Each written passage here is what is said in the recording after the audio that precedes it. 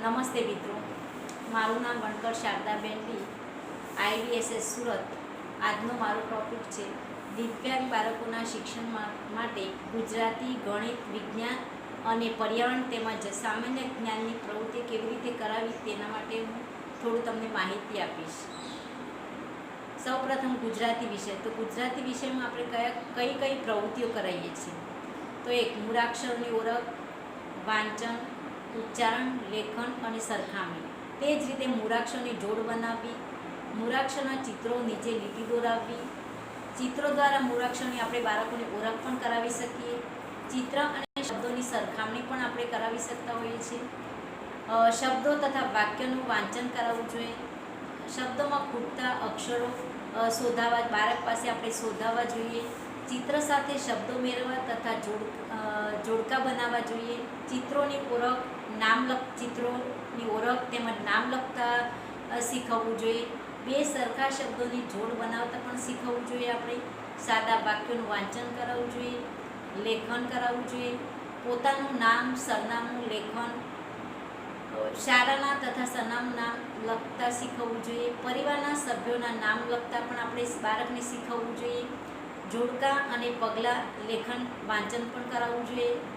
વિરામચિહ્ન, કાના, માત્રા તથા અઘરા વાક્યોનું કોપી, વચન, લેખન કરાવવું જોઈએ. બાળ વાર્તાનું વાંચન, લેખન પણ આપણે બાળક પાસે કરાવવું જોઈએ. ફકરાનું વાંચન, લેખન પણ આપણે બાળક પાસે કરાવવામાં છે. ત્યાર પછી મારો બીજો વિષય છે ગણિત. ગણિતમાં આપણે દિવ્યાંગ બાળકને કઈ પ્રવૃત્તિઓ કરાવવામાં આવે છે? તો સૌ પ્રથમ બાળકને આપણે લીટી દોરવતા શીખવવામાં આવે છે. પછી તેના વળાંક, આકારો દોરાવવામાં આવે છે. આકૃતિઓ ભૌમિતિક દોરાવવી. આકૃતિમાં રંગપૂર્ણી આપણે બાળક પાસે કરાવી શકતા હોઈએ છીએ. પછી લાંબુ, ટૂંકું, જાડું, પાતળું, નાનું, મોટું, ત્રાંસું, સીધું જેવા કદનો આપણે પરિચય આપવો જોઈએ બાળકને. વિવિધ આકારોની આપણે બાળકને ઓળખ આપવી જોઈએ. દાખલા તરીકે ગોળ, ત્રિકોણ, ચોરસ એવા આકારોની પણ આપણે બાળકને ઓળખ આપી શકતા હોય છે. અંકની ઓળખ પણ આપી શકીએ. પછી અંકમાં વાંચન, લેખન પણ કરાવી શકતા હોઈએ છીએ બાળક પાસે. પછી બે સરખા અંકની આપણે તુલના કરવામાં આવે, તે બે સરખા અંક લેવા પણ આની બંનેની સમજ અને તેનું મૂલ્ય સમજાવવું જોઈએ. પછી ચિત્રોની ગણતરી કરતાં બાળકને આપણે શીખવવામાં આવે છે. પછી શુદ્ધ ઉચ્ચારણ કરાવવું જોઈએ બાળક પાસે.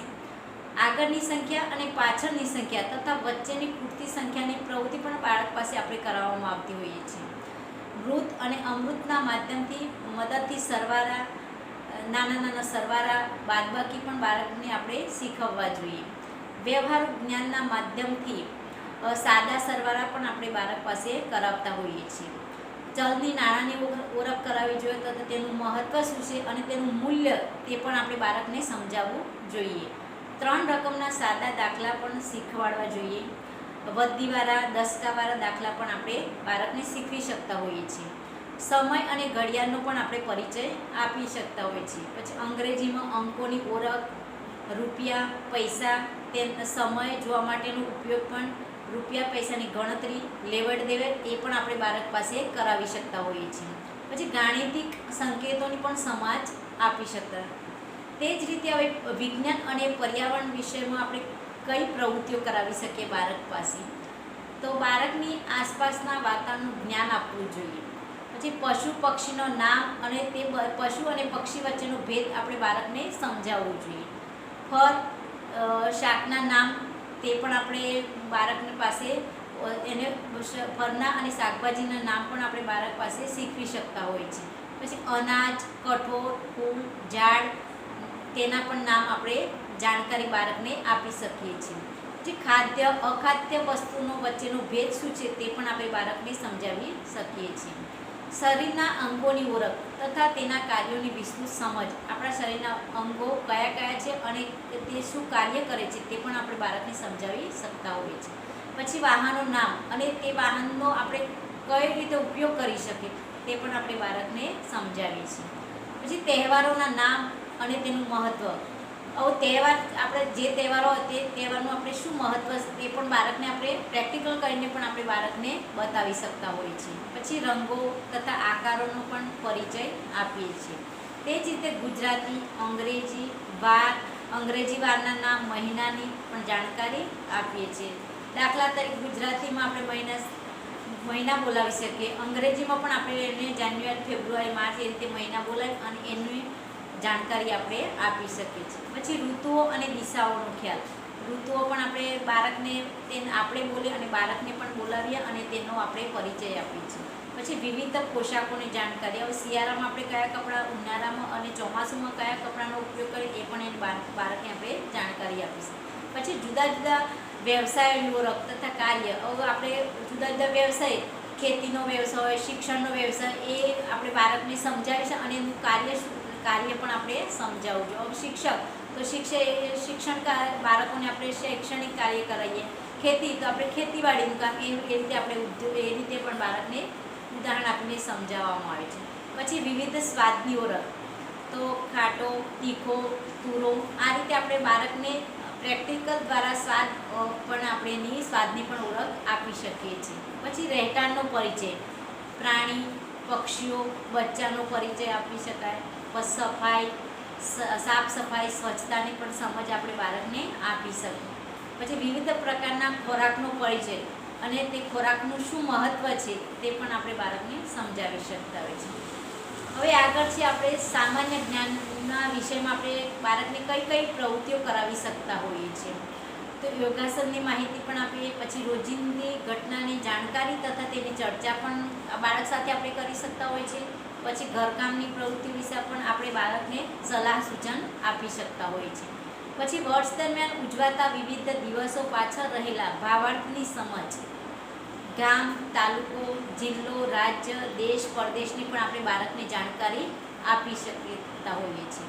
પછી વર્તમાનના મુખ્યમંત્રી, વડાપ્રધાન, રાષ્ટ્રપતિ, પાટનગર વગેરે વિશે પણ આપણે બાળકને સમજાવી શકીએ છીએ. પછી કોમ્પ્યુટર અને તેનો શું ઉપયોગ થાય છે, પછી કેલ્ક્યુલેટરનો ઉપયોગ, તેની પણ આપણે બાળકને સમજાવી શકીએ છીએ. લીટર, વજન, ગ્રામ, કિલોગ્રામ, મીટર, સેન્ટીમીટરનો પણ આપણે બાળકને ખ્યાલ આપીએ છીએ. પછી ચંદ્રગ્રહણ તથા સૂર્યગ્રહણ, દરિયામાં થતી ભરતી તથા ઓટની પણ આપણે બાળકને સમજ આપી શકીએ. પછી પૂર, દુષ્કાળ, વાવાઝોડું વગેરેની પણ આપણે બાળકને સમજાવી શકતા હોઈએ છીએ. અકસ્માત સમયે આપવામાં આવતી પ્રાથમિક સારવારની સમજ. નાના નાના પ્રયોગો દ્વારા સમજ. દાખલા તરીકે લોહ ચુંબક, વિલોડી કાચ, હવામાનનું દબાણ, બાષ્પીભવન, પદાર્થોનું સ્વરૂપ વગેરે વિશે પણ આપણે ઝાડ, પાન, વનસ્પતિનો ઉપયોગની પણ આપણે જાણકારી આપી શકીએ. પછી જાહેર સ્થળોની ઓળખ તથા તેનો ઉપયોગ. જાહેર સ્થળો હોય તેનો આપણે કેવી રીતે તેનો ઉપયોગ કરીએ છીએ અને તેની પણ બાળકને આપણે જાણકારી આપીએ છીએ. તમામ પ્રવૃત્તિઓ ક્રિયાત્મક, ભાષા જ્ઞાન, અંક જ્ઞાન, વિજ્ઞાન, પર્યાવરણ, સામાન્ય વિજ્ઞાન તથા વ્યક્તિલક્ષી પ્રવૃત્તિ વારંવાર પુનરાવર્તિત કરાવી બાળકના પાયાનું શિક્ષણ મજબૂત બનાવવા પ્રયત્ન કરવો જોઈએ. સમગ્ર પ્રવૃત્તિઓમાં બાળકમાં ક્રિયાત્મક ભાષા જ્ઞાન, અંક જ્ઞાન તથા ગાણિતિક કૌશલ્યો સાથે સામાજિક કૌશલ્યોનો વિકાસને પણ ધ્યાનમાં રાખતો બાળકને સર્વાંગી વિકાસ તરફ લઈ જવાનો આપણો પ્રયત્ન કરવો જોઈએ. અસ્તુ.